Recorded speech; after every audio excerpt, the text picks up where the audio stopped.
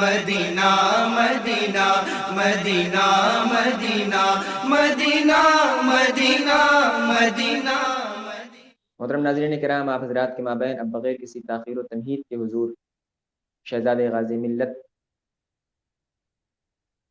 پیکر اخلاص و محبت حضرت علامہ الحاج الشاہ پیر سید نورانی میاں ساق اللہ تشریف لا رہے ہیں۔ اپنے خطاب نایاب سے ہمارے قلوب و ذہان کو منور و مجلہ فرمائیں گے۔ شاعر حضرت علامہ اقبال فرماتے ہیں کہ غریب و سادہ و رنگی ہے داستان حرم، نہایت جس کی حسین ابتدا ہے اسماعیل۔ میں اسی شعر کے ساتھ حضور والا کی خدمت میں حاضری کی سعادت حاصل کرتا ہوں کہ آپ اپنے خطاب نایاب سے آج کی اس محفل مقدس کو اور محفل مقدس میں شرکت فرما رہے ناظرین و سامعین کو سیراب اور مالا مال فرمائیں۔ حضور ارشاد ہو۔ جی، الحمدللہ الحمدللہ حق حمدہ والصلاة والسلام على من لا نبی من بعدہ وعلى آلہ وصحبہ وازواجہ وعطرتہ وبعد، فاعوذ باللہ من الشیطان الرجیم، بسم اللہ الرحمن الرحیم۔ قل لا اسألكم علیہ اجرا الا المودة في القربى، صدق اللہ العلی العظیم۔ ان اللہ وملائکتہ یصلون علی النبی یا ایہا الذین آمنوا صلوا علیہ وسلموا تسلیما، اللہم صل وسلم وزد وبارک علی سیدنا ومولانا محمد وعلی آل سیدنا ومولانا محمد صلی اللہ علیہ وسلم۔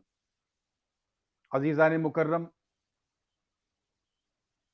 اور دور دور تک مجھے دیکھنے اور سننے والے سامعین، ناظرین و ناظرات، آسوی چینل کے ذریعے یہ خوبصورت براڈ کاسٹنگ آپ سب کو بہت بہت مبارک ہو۔ سب سے پہلے میں انتہائی شکر گزار ہوں خطیب ہندوستان حضرت علامہ مولانا سید محب الحق صاحب قبلہ کا، جنہوں نے اس فقیر کو اپنے اس چینل پہ مدعو کیا۔ اللہ پاک ان کے اخلاص کو اپنے کرم سے بجاہ مولا حسین قبول و مقبول فرمائے۔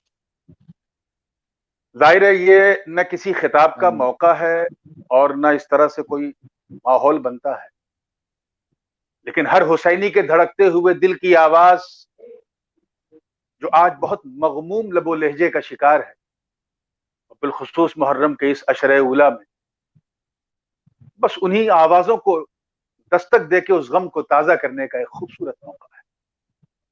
غم حسین ہر غم کو ٹال دیتا ہے، اور اسی خیال سے میں آپ سے روبرو ہوں۔ بات میرے گھر کی ہے، میرے گھر والوں کی ہے، اور اسی حوالے سے میں نے قرآن مقدس کی ایک انتہائی مشہور و معروف آیت کریمہ کی تلاوت کا شرف حاصل کیا۔ ارشاد ربانی ہے، اللہ پاک ارشاد فرماتا ہے، اے محبوب آپ فرما دیں، قل لا اسألکم علیہ اجرا، کہ میں تبلیغ رسالت کے عوض کوئی اجرا، کوئی صلہ، کچھ نہیں چاہتا سوائے اپنے اہل قرابت، اپنے گھر والوں کی محبت۔ اب آپ ذرا غور کریں، یہ بات حضور خود نہیں کہہ رہے ہیں، بلکہ مولا کریم اپنے محبوب سے کہلوا رہا ہے۔ گویا غیرت محمدی نہیں کہہ رہی، مگر مشیت ایزدی جو ہے اس غیرت سے کہلوا رہی ہے کہ جس امت کے لیے آپ نے اپنے پیٹ پہ پتھر باندھے، اے محبوب جس امت کے لیے آپ نے زار و قطار سجدے کیے، اے محبوب جس امت کے لیے آپ نے حرا کی وادیوں میں حقوق کی ضربیں لگائیں، اے محبوب جس امت کے لیے آپ نے طائف کی سرزمین پر اپنے جسم پاک کو لہو لہان ہونے دیا، اے محبوب جس امت کی فلاح کے لیے، جن کے ایصال الی المطلوب کے لیے آپ نے خانہ کعبہ کو حرم مکرم بنایا، جس امت کو کنتم خیر امت اخرجت للناس کا تاج پہنایا، اے محبوب جس امت کو آپ نے جو بھٹکے ہوئے تھے انہیں ان گمگشتہ راہوں کو آپ نے ہدایت کا چراغ دکھایا، اے محبوب اب وقت آ گیا ہے کہ آپ ان سے کوئی کرایہ نہیں، کوئی اجرا نہیں، کوئی نذرانہ نہیں مانگنا ہے، تو بس اپنے گھر والوں کی محبت کو۔ آپ کو خیال ہونا چاہیے سبحان اللہ، کہ اہل قرابت جب کہا جاتا ہے تو اس میں صرف گھر والے مراد نہیں ہوتے، بلکہ جتنے بھی قرابت دار ہیں ان سب کو اس میں مراد لیا جاتا ہے۔ چنانچہ مفسرین فرماتے ہیں کہ ان اہل قرابت میں اولاد فاطمہ بھی، ان میں اولاد علی، وہ اولاد علی جو بطن فاطمہ سے نہیں ہے، محمد بن حنفیہ سے ہیں، وہ بھی اس میں شامل ہیں۔ ان کے علاوہ اولاد عقیل بھی ان میں شامل ہیں، ان کے علاوہ اولاد عباس ابن عبد المطلب، یعنی جتنے بنو ہاشم ہیں وہ سب میرے مصطفیٰ کے اہل قرابت ہیں۔ لیکن جب بات یہ آئی اور صحابی رسول نے پوچھا کہ من ہؤلاء، اے اللہ کے رسول وہ ہیں کون؟ قرابتک الذین وجبت علینا مؤدتہم، آپ پر میرے ماں باپ قربان وہ اہل قرابت ہیں کون جن کی محبت ہم پر واجب ہو چکی ہے، جن کی محبت کرنا ہمارے لیے واجب ہے، نہ کرنا گناہ ہے، وہ اہل قرابت کون ہے؟ تو حضور نے بنی عباس کو نہیں بلایا، حضور نے بنو محمد بن حنفیہ کو نہیں بلایا، حضور نے بنی عقیل کو نہیں بلایا، حضور نے کسی اور کو نہیں بلایا، بلایا تو اپنے گھر والوں کو بلایا۔ ان میں بھی ازواج مطہرات تھی، ان کو نہیں بلایا، ان میں بھی اور رشتہ دار تھے، ان کو بھی نہیں بلایا، بلایا تو پکارا اے علی تم آ جاؤ، یا قرۃ عینی فاطمہ تعالی، تم بھی آ جاؤ۔ حسن حسین کو اپنے زانوں پہ بیٹھالا، ردائے تطہیر کو ان کے سروں پہ رکھا، آسمان پر ہاتھ اٹھائے عرض کیا مولا اللہم ہؤلاء اہل بیتی، اللہم انی احبہم واحب من یحبہم، اللہم اے مالک و مولا یہی میرے گھر والے ہیں، میرے مالک میں ان سے محبت کرتا ہوں اور ان سے بھی محبت کروں گا جو ان سے محبت کرتا ہے۔ ایک مقام پہ فرمایا، ابھی میں جب جوائن ہوا تو حضرت صاحبزادہ والا شان جناب سید عرفان میاں صاحب بڑی اچھی گفتگو فرما رہے تھے، اور وہ حدیث پاک بھی جو جامع ترمذی میں حضرت ابو عیسیٰ ترمذی نے نقل کی کہ حضور نے فرمایا انی احب حسنا و حسینا ومن احبہما احبنی ومن ابغضہما ابغضنی، میں حسن حسین سے محبت کرتا ہوں، بس جو ان سے محبت کرتا ہے اس نے مجھ سے محبت کی، اور جو ان سے بغض رکھتا ہے اس نے مجھ سے بغض رکھا۔ آپ ذرا نتیجے کی طرف جائیں کہ نبی خدا کے محبوب اور حسنین خدا کے محبوب کے محبوب، اگر آپ صغرا اور کبرا کو ملائیں اور شکل اول ہے اور بدیع الانتاج ہے، آپ کو پتہ چل جائے گا کہ جس نے آل رسول سے محبت کی اس نے رسول سے محبت کی، جس نے رسول سے محبت کی اس نے خدا سے محبت کی، اسی طرح جس نے آل رسول سے بغض رکھا اس نے نبی سے بغض رکھا، اور جس نے نبی سے بغض رکھا معاذ اللہ اس نے خدا سے بغض رکھا۔ الحمدللہ اب حضرت بھی جلوہ گر ہو چکے ہیں، تو میں اپنا سبق آگے جاری رکھتے ہوئے عرض کروں گا کہ آپ نے صاف فرما دیا کہ اے محبوب آپ اپنی اہل قرابت کی محبت مانگیں، اور وہ بھی حضور اپنے لب نبوت کو ہلا کے نہیں کہہ رہے، بلکہ اللہ رب العزت ان سے کہلوا رہا ہے۔ تاریخ گواہ ہے میرے دوستو، صحابہ کی اس چمکدار نورانی جماعت نے محبت کی ایسی نظیر پیش کی کہ اس نیل گگن نے بھی ایسی محبت نہیں دیکھی ہوگی۔ صداقت صدیق گواہ ہے اس محبت کی، عدالت فاروقی گواہ ہے اس محبت کا، سخاوت عثمانی گواہ ہے اس محبت کا۔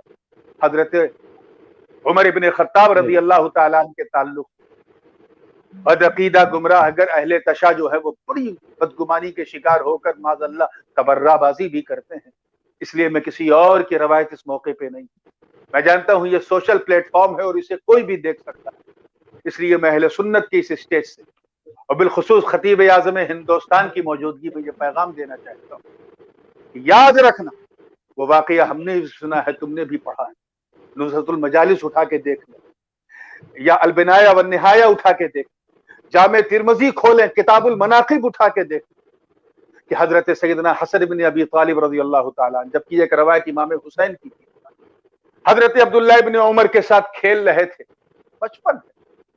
بچپنے میں تو میں ہو جاتی ہے بچوں میں، اسی جوش میں حضرت امام حسن مجتبیٰ نے جناب عبداللہ ابن عمر سے فرمایا اے ابن عمر تو کیا بات کرتا ہے، تیرے بابا تو میرے نانا کے غلام۔ واہ، آپ ذرا خیال کریں، بچے بے نفس ہوتے ہیں لیکن کہیں نہ کہیں بچپنا ان پہ غالب ہوتا ہے، اس اثر سے متاثر ہو کے حضرت عبداللہ ابن عمر فوراً اپنے والد بزرگوار کی خدمت میں حاضر ہوئے کہ حسن کی یہ مجال کہ وہ ایسا کہے کہ میرے بابا اس کے نانا کے غلام ہیں. مگر حضرت سیدنا امیر المومنین عمر ابن خطاب کی شان محبت پہ میرے ماں باپ قربان، ان کے جذبہ و اظہار پہ میرے ماں باپ قربان، ان کی محبت اہل بیت پہ میرے ماں باپ قربان. جیسے ہی وہ بات کہی تو کہا حسن نے سچ بتاؤ یہی کہا تھا؟ کہا بابا یہی کہا تھا. غور کرو، کیا حسن نے واقعی یہ کہا تھا کہ اس کے نانا میں اس کے نانا کا غلام ہوں؟ کہا میں نے ان کانوں سے سنا انہوں نے یہی کہا تھا. تو کہا تو کتنا بڑا بے وقوف ہے، تو نے لکھوا کیوں نہیں لیا؟ ارے یہ کاغذ لے کے جا اور حسن ابن علی سے کہہ دے کہ اس سند کو لکھ کر کے دے دے. کہا وہ کیوں بابا؟ کہا تو کیا سمجھتا ہے میدان قیامت ہوگا، لواء الحمد دستے پاک مصطفیٰ میں ہوگا، مقام محمود پہ وہ جلوہ گر ہوں گے، نفسی نفسی کا عالم ہوگا، اذهبوا الی غیری کی صدائیں لوگ دیتے نظر آئیں گے، سورج سوا نیزے پہ ہوگا، لوگ اپنی غلامی کے ترانے پڑھیں گے. میں وہ غلام خوش نصیب ہوں گا جو حسن کی سند دکھاؤں گا کہ اے مصطفیٰ جان رحمت، سب اپنی غلامی کا دعویٰ کر رہے ہوں، میں اپنے دعوے پر سند حسنی لے کر کے آیا ہوں. آپ ذرا غور کریں کیا انداز تھا. اسی لیے میرے دوستو، وہ حسینی حسینی نہیں ہو سکتا جس کا دل محبت صحابہ سے خالی.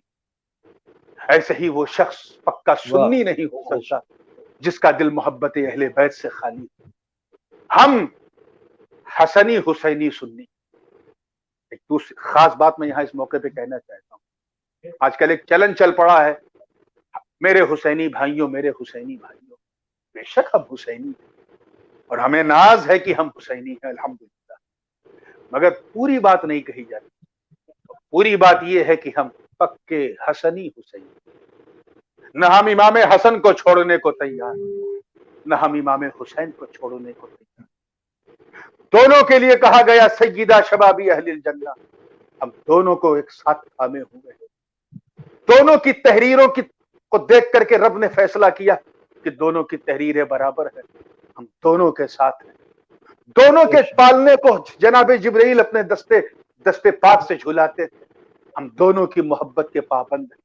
دونوں قرۃ عین مصطفیٰ ہیں، دونوں نور عین مصطفیٰ ہیں، دونوں شاہ بطحہ کے لال ہیں، دونوں حیدر کرار کے جگر کے ٹکڑے ہیں. ایک کا حال یہ ہے کہ ان حسن کان اشبہ النبی من الرأس الى الصدر، جیسا کہ بہت ہی مشہور حدیث جامع ترمذی میں ہے کہ امام حسن حضور کی ایسی مشابہت تھی کہ سر سے لے کے سینے تک، حضور کے سر سے لے کے سینے تک امام حسن ان کی طرح تھے، اور اس کے نیچے کا جتنا حصہ ہے وہ امام حسین حضور کی طرح تھے. تو دونوں کو ملا دو تو پیکرے ذات مصطفیٰ کا جمال نظر آ جائے. عزیزان ملت اسلامیہ، نہ ہم حسن کو چھوڑنے والے ہیں، نہ حسین کو چھوڑنے والے ہیں، نہ ہم ان کی طرح ہیں جو یا حسین کہہ کر اپنے سینے کو پیٹیں اور امام حسن مصطفیٰ کی فضیلت کو بھول جائیں، ان کے حلم اور بردباری کو بھول جائیں، ان کی مصلحت اندیشی کو بھول جائیں، ان کی حکمتوں کو بھول جائیں، ان کے کردار مصالحت کو بھول جائیں. اور نہ ہم ان لوگوں میں سے ہیں جو صرف حسن ہی حسن کرے، حسین کے جذبہ رضا کو بھول جائے، حسین کے جذبہ توکل کو بھول جائے، حسین کے ایثار و صبر کو بھول جائے. ہم حسنی بھی ہیں، حسینی بھی ہیں. اس موقع پہ میں ایک جملہ حضرت پیش کرنا چاہتا ہوں کہ میں نے اپنے والد گرامی سے بطور امانت اللہ سیکھا ہے، اور میں کیونکہ ان کے جملوں کا امین بھی ہوں اور ان کا فطری جانشین بھی ہوں، اس لیے میں پیش کر رہا ہوں کہ ہم ایسے حسنی حسینی ہیں، ایسے حسنی حسینی کہ امام حسن نے جن سے صلح کر لی ہم ان سے جنگ نہیں کرتے، اور امام حسین نے جس سے جنگ کر لی ہم اس سے صلح نہیں کرتے.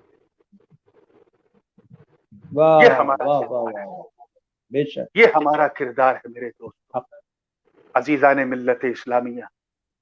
آپ نے مجھے ابھی قبلہ صاحبزادہ والا شان عرفان میاں نے دعوت دیتے وقت شاعر مشرق کا ایک شعر سنایا تھا. عجیب سادہ و رنگی ہے داستان حرم، عجیب سادہ و رنگی داستان حرم.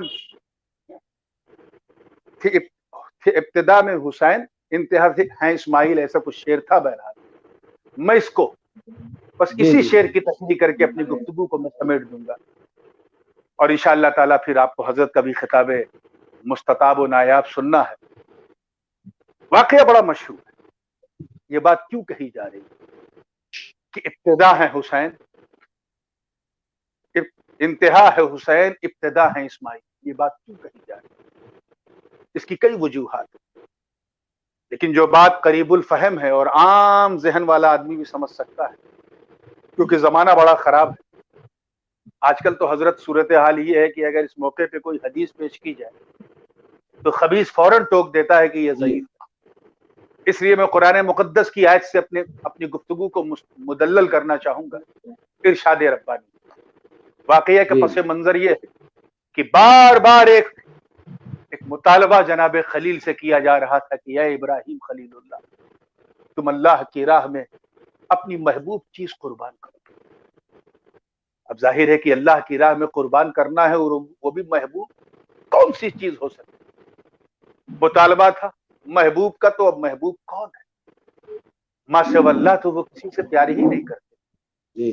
پھر اچانک ایک دن خواب دیکھا، اور خواب بھی ایسا ہاربل تھا، ایسا عجیب و غریب تھا کہ خواب دیکھنے کے بعد ہاتھ میں چھری لے کے اپنے بیٹے اسماعیل کے پاس تشریف لائے۔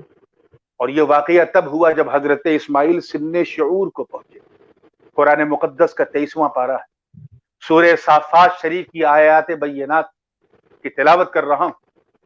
فلما بلغ معه السعی، جب ایسی عمر کو اسماعیل پہنچے جس عمر میں بچہ اچھا برا سمجھتا ہے، ایسی عمر کو جو عمر تمیز کہلاتی، عمر ممیز کہلاتی، ایسی عمر جس عمر میں بچہ نفع نقصان جانتا ہے، ایسی عمر کو جب اسماعیل پہنچے تو ایک خواب دیکھا، اور وہ خواب دیکھ کر اپنے بیٹے اسماعیل سے کہا، یا بنی انی ارا فی المنام انی اذبحک فانظر ماذا تری، اے بیٹا میں نے خواب یہ دیکھا ہے کہ میں تیری گردن پہ چھری چلا رہا، I was cutting your neck۔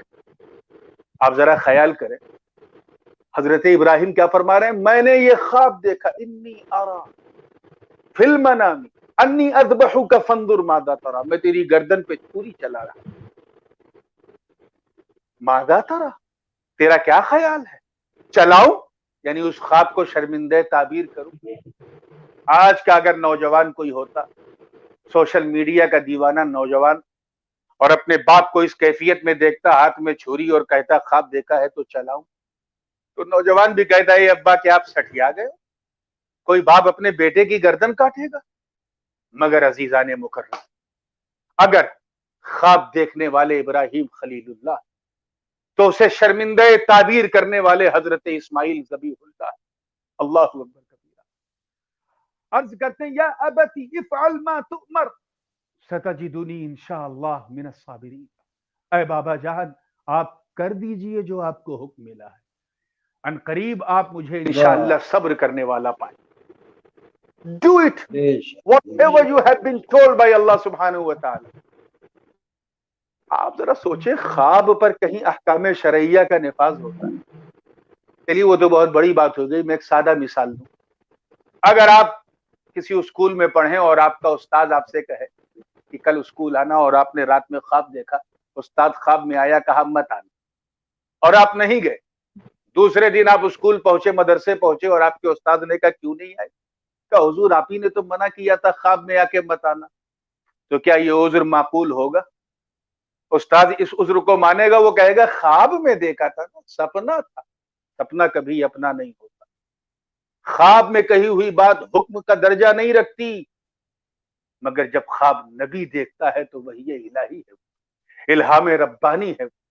حضرت اسماعیل کو اس خواب کی حقیقت کی خبر ہے، چنانچہ وہ عرض کرتے ہیں یا ابتی افعل ما تؤمر، اے بابا جان کر دیجئے جو آپ کو حکم ملا، جو آپ کو حکم ملا ہے۔ رہا میرا سوال، ستجدنی انشاءاللہ من الصابرین، ان قریب آپ مجھے صبر کرنے والا پائیں۔ تاریخ گواہ ہے میرے دوستوں، تفصیل میں جانے کا بالکل موقع نہیں ہے، میں اپنی گفتگو کو بڑی تیزی سے سمیٹ رہا ہوں کہ کیونکہ حرم ہے وہاں خون بہانا درست نہیں، تو حرم کی حد جہاں ختم ہوئی وہاں پہنچے۔ शैतान ने बीच में ट्राई मारा, बहकाने की कोशिश की, हजरत इब्राहिम को बहकाना चाहा, जनाब इस्माइल को बहकाना चाहा, जनाब सैयदा हाजरा को बहकाना चाहा, लेकिन इन्होंने कंकरी उठा के ऐसा फेंका, और उनका फेंकना अल्लाह को इतना पसंद आया कि हर हाजी को हुक्म दे दिया गया कि ये काम जरूर करके आया करो, ये अदाए खलील है। बहरहाल फिर एक चोटी पे ले गए, हजरत इस्माइल हालत सजदा में, जनाब इब्राहिम ने आंख में पट्टी बांध ली, सजदे में इसलिए हैं कि उन्होंने अर्ज किया, बाबा मेरा ये मारूजा है कि जब आप मेरी गर्दन काटें तो मैं, मेरी पेशानी शुक्र के सजदे में हो, और इससे मेरा दो फायदा, एक तो ये कि पेशानी सजदे शुक्र में होगी, और दूसरा ये कि मेरी जब गर्दन कटेगी तो मेरा चेहरा आपके रूबरू नहीं होगा, इससे आपका जो आपकी जो शफकत पिदरी है वो मुतासिर नहीं होगी।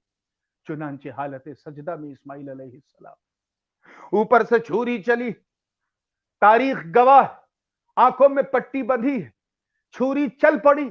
इसी असना में अल्लाह ताला ने अर्श आजम से एक मेढा उतारा, एक दुम्बा उतारा, जो मकाम इस्माइल पे लेट गया, गर्दन दुम्बे की कट गई, इस्माइल बच गए।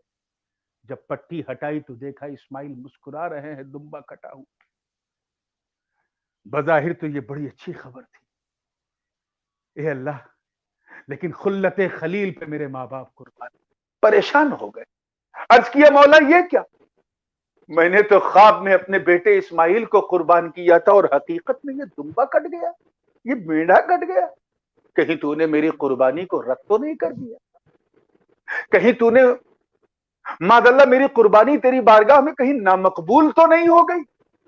ये ख्याल आ ही रहा था कि आवाज आई, वनादैनाहु अन या इब्राहिम, अल्लाह पाक फरमाता हमने आवाज दी है इब्राहिम, कद सद्दक़त रुया इन्ना कज़ालिका नजज़िल मुहसिनीन, तहकीक कि तूने अपने ख्वाब को सच्चा कर दिया, इन्न हाज़ा लहुवल बलाउल मुबीन, मैंने बड़े बड़े इम्तिहानात लिए नबियों के, और तेरे तो बहुत इम्तिहानात, चाहे वो आतिश नमरूद में उतरने की बात, चाहे वो नमरूद से सवालों जवाब करने की बात हो, चाहे वो हलब की जरखेज जमीन छोड़कर मक्के के वादिये गैर जी जरा में बसने की बात हो, चाहे बीवी बच्चों को छोड़कर एलाए कलिमतिल हक की बात हो, मैंने बड़े इम्तिहान लिए, लेकिन ये इन्ना हाज़ा लहुवल बलाउल मुबीन, ये अब तक का सबसे बड़ा इम्तिहान था, सबसे बड़ा इम्तिहान। और मुझे मैं राजी हूं तुझसे कि तू इस इम्तिहान में भी कामयाब हो। कुछ सरफिरे लोग आजकल के स्कॉलर अपनी तफसीर में लिखते हैं कि हजरत इब्राहिम ने इसलिए आंख में पट्टी बांधी थी कि तू मामला बेटे का। अरे नादानों से कहो, तुम किस खलील की बात कर रहे हो जो आतिशे नमरूद में उतरते वक्त तायरे सिदरा की मदद न ले, वो इस खौफ से आंख में पट्टी बांधेगा? खौफ से नहीं, बल्कि ये मर्जी ये मौला थी कि आंख बंद कर ले। क्यों? क्योंकि रब ये दिखाना चाह रहा, ऐ इब्राहिम जब तू आंख पे पट्टी बांध के छुरी चलाएगा, और मेरा करम जब बतुफैले मुस्तफा, बतुफैले नूरे मुस्तफा तेरे बच्चे इस्माइल को बचाकर एक मेढे को कुर्बान कर देगा, तो दुनिया देखेगी कि मेढा कट रहा है, मगर तेरा दिल बोलेगा बेटा कट रहा है, तेरा दिल बोलेगा बेटा कट रहा है। तारीख गवाह है मेरे दोस्तों, तूने इस इम्तिहान में भी कामयाबी हासिल की। आखिर में आवाज आई, वफदैनाहु बिज़िब्हिन अज़ीम, और हमने तेरी इस कुर्बानी का फिदिया ज़िब्ह अजीम करार दिया है। ज़िब्ह अजीम। अब आइए शायर मशरिक़ की तरफ। इंतहा हुसैन, इब्तिदा इस्माइल कैसे? क्योंकि रब ताला ने फरमाया हमने तेरी कुर्बानी के फिदिये को ज़िब्ह अजीम करार दिया। आप जरा ख्याल करें, ख्वाब में तो इस्माइल की गर्दन कटी, हकीकत में इस्माइल की नहीं कटी, मेढे की गर्दन कटी। मेढा मफजूल है, इस्माइल अफजल है। मेढा जानवर है, इस्माइल अफजलुल खल्क बाद इब्राहिम। मेढा एक गैर अक्ल जानवर है, इस्माइल अक्ल वाले इंसान है, नबी है, रसूल। अफजल का फिदिया मफजूल कैसे होगा? بڑے کا فدیہ چھوٹا کیسے ہوگا؟ اور پھر خواب میں تو ذبح کرنے کی بات ہے، اور جب جانور کٹا تو اسے وفدیناہ، اسے ذبح عظیم قرار دیا جا رہا۔ اس فرق اعتباری کو بھی ذہن میں رکھیں۔ ہم جب قصائی کی دکان پہ گوشت لینے جاتے ہیں تو قصائی یہ نہیں کہتا کہ یہ قربانی کا جانور ہے، وہ کہتا میں نے ذبح کیا۔ لیکن 10ویں ذی الحج کو، 11ویں اور 12ویں کو جو ہم ذبح کرتے ہیں اسے ہم قربانی کا گوشت کہتے ہیں، کیونکہ وہ قربانی کا گوشت۔ تو راز کیا ہے کہ جب گردن اسماعیل پہ چھری چلی خواب میں تو اسے صرف ذبح کہا، اور جب مینڈھے کی گردن پہ چھری چلی تو ذبح عظیم کہا۔ اس کا مطلب یہ ہے کہ یہ ذبح، یہ اسماعیل کا فدیہ تو ہو نہیں سکتا، کیونکہ یہ ذبح عظیم نہیں، اور جب یہ ذبح عظیم ہے تو پھر یہ نامکمل ہے، اور جب یہ نامکمل ہے تو پھر اس کی تکمیل کیسے ہو؟ آواز آئی، اے اسماعیل، میں نے تیری گردن کو اس لیے بچایا کیونکہ تیری پیشانی میں نور پاک مصطفیٰ ہے، نور پاک مصطفیٰ تھا۔ اس نور کو مختلف اسلاب اور ارحام سے گزرتے ہوئے مکے میں ظاہر ہونا تھا۔ اس نور کو بنو عدی سے گزر کے، بنو قریش سے گزر کے، بنو قصی سے گزر کے، بنو لوئی سے گزر کے، بنو کلاب سے گزر کے، بنو ہاشم سے گزر کے، اسے عبد المطلب سے گزر کے عبداللہ تک، اور عبداللہ سے شکم آمنہ تک، اور وہاں سے گزر کے مکے کے آب و ہوا میں اسے چمکنا تھا۔ اس لیے میں نے تیری گردن کو بچا لیا۔ اب یہاں ایک جملہ ذہن میں آ گیا اچانک، گویا رب یہ فرما رہا کہ اے اسماعیل، ہم نے اسماعیل کی گردن کو مینا میں بچا کر نور محمدی کو بچا لیا، اور کربلا میں حسین کو قربان کر کے دین محمدی کو بچا لیا، نور محمدی کو بچا لیا۔ اللہ یا رسول اللہ زندہ باد، یہاں دین محمدی کو بچا لیا۔ زندہ باد عزیزان ملت اسلامیہ، چنانچہ اس ذبح عظیم کی تکمیل کا جو ایک قرضہ تھا سیدوں کے کاندھے پر، بنو ابراہیم پر، اسے اتارنا تھا، مگر وہ کیسے اترے؟ ابھی نور مصطفیٰ کا ظاہر ہونا باقی تھا۔ اس لیے جس گھڑی مصطفیٰ علیہ السلام نے اعلان نبوت فرمائی، زانو مصطفیٰ مسجد نبوی شریف میں ایک زانو پہ ابراہیم بیٹھے، دوسرے پہ نواسے حسین بیٹھے، جبریل نے عرض کیا اللہ نے ایک کو اپنے پاس بلایا، میرے مصطفیٰ نے ابراہیم کو اپنے لیے قربان کر دیا، اور جناب حسین کو تکمیل ذبح عظیم کے لیے چن لیا، اور یہ بتا دیا کہ یہ قربانی، اس کی تکمیل طے کی سرزمین پر کوئی اور نہیں بلکہ میرا نواسہ حسین فرمائے گا۔ چنانچہ وہ تکمیل ذبح عظیم، بے شک سبحان اور بھی کئی رموز و اسرار ہیں، کئی چیزیں ہیں۔ اسی لیے ایک اہم مقصد کے لیے حسین کو ایک اہم مقصد کی تکمیل حسین کو کرنی تھی، ایک اہم مشن تھا حسین کا، ایک اہم ارادہ تھا حسین کا، ایک اہم سبب تھا حسین کا، ایک اہم کردار تھا حسین کا۔ اسی لیے حسین کو بچپن میں کبھی پیٹھ پہ مصطفیٰ بٹھا رہے ہیں، کبھی نماز میں بٹھا رہے ہیں، کبھی کاندھے پہ بٹھا رہے ہیں، کبھی کوئی نعم المرکب کہہ کر حسنین کی سواری کی تعریف کرتا تھا تو حسین حسنین جیسے سوار کی تعریف نبی فرما رہے ہیں، کبھی انہیں جنتی پالنے میں جھلایا جا رہا ہے، کبھی انہیں ناز و نعم دکھایا جا رہا ہے۔ ایک شہزادے کی زندگی حسین بسر کر رہے ہیں، کیونکہ حسین احیاء دین کے لیے آئے تھے، حسین نصرت دین مصطفیٰ کے لیے آئے تھے، حسین تکمیل ذبح عظیم کے لیے آئے تھے۔ تو وہ داستان حرم جس کی ابتدا بنیاد رکھ کر حضرت ابراہیم نے کی تھی، اسے مضبوطی دینے کا کام دشت کربلا میں مولا حسین نے کیا، آقا حسین نے کیا۔ مولا کریم ہم سب کو امام حسین کے اسوہ کریمہ، اسوہ حسنہ پہ چلنے کی توفیق رفیق عطا فرمائے۔ وما توفیقی الا باللہ، وآخر دعوانا ان الحمدللہ رب العالمین۔ ماشاءاللہ، جزاک اللہ، جزاک اللہ، جزاک اللہ۔ اور حضرت قبلہ السلام علیکم، کیسے مزاج ہیں آپ کے؟ ہاں وعلیکم السلام، بہت زمانے کے بعد آپ سے شرف لقا حاصل ہوا۔